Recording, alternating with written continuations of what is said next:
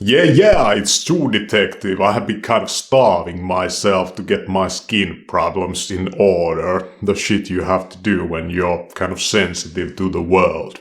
I'm gonna tell you what the fuck am I doing right now on YouTube. Like, what is it that I'm really trying to accomplish over here? I'm doing verbal portraiture, or word portraits, out of famous and not so famous, well-known people from the history of mankind. Some of these people I know next to nothing about. I look at the picture and I try to free associate. I try to describe what I see. To understand certain character traits that made this person the way he was. First I took dictators, serial killers, this type of, worst of the worst.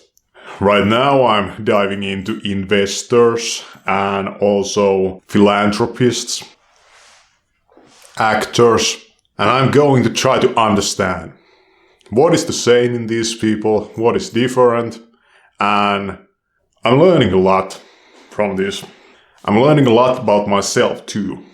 I'm also learning a lot about why I'm not in any position like these people are.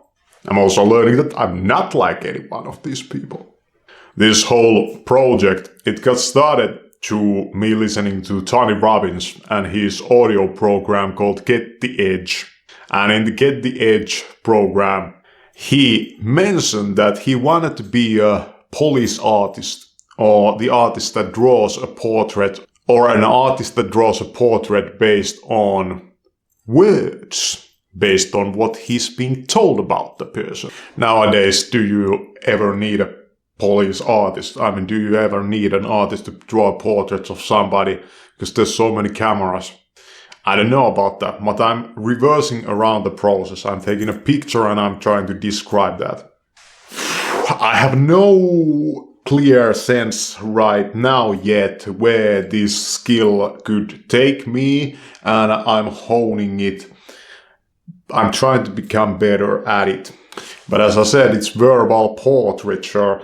Through this, I'm also practicing the art of describing a human being. For example, in a story, you know those writers that are very good at describing characters. It's just, you see that character inside of your mind.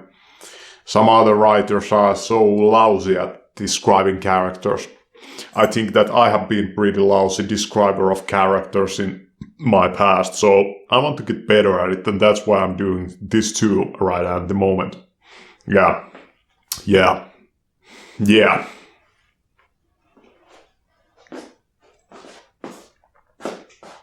This process, it requires quite a lot of patience, a good understanding of words too, a large vocabulary to describe a non-condemning attitude or an open attitude.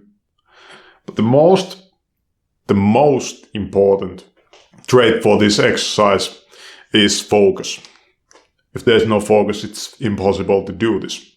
Some human beings are so deep, there's so much stuff going on there, and it's impossible to describe a human being with only a few words. And from these descriptions, I try to leave out everything that is about looks.